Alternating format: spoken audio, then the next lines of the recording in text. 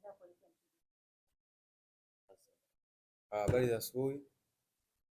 Sisi kama wachezaji kwa ujumla tuko tayari kuelekea mchezo wetu wa kesho.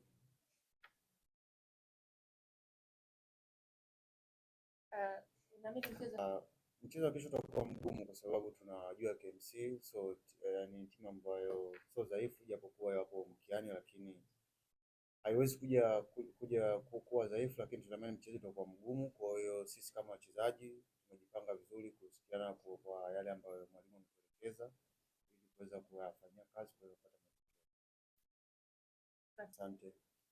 Sisi kama wachezaji nadhani tumekuwa tukizungumza kila siku pamoja na mwalimu kwa sababu mwalimu mashindano yote yanauchukulia kwa ukubwa ule ule, kwa sababu mashindano ya CAF yameshapita. Kwa hiyo sasa tunaangalia ligi kuu na tumeelekeza nguvu zote huko. Kwa hiyo kama mwalimu yeye anatumia muda mwingi kutuambia wachezaji kwamba kila mechi kwetu sisi tunatakiwa tushinde, kwa sababu ukituangalia kwenye table hatuko sehemu nzuri, japokuwa bado tuna mchezo, lakini mwalimu amekuwa akituasa kwamba kila mchezo lazima tushinde ili kuweza nafasi za juu zaidi.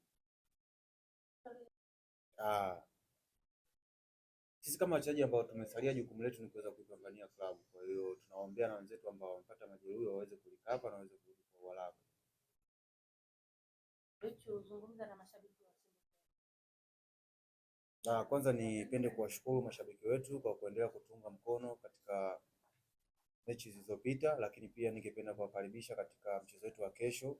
Mchezo wa kesho ni muhimu sana, kwa hiyo tunahitaji support yetu. Tunaomba waweze kufika kwa wingi, waweze kuja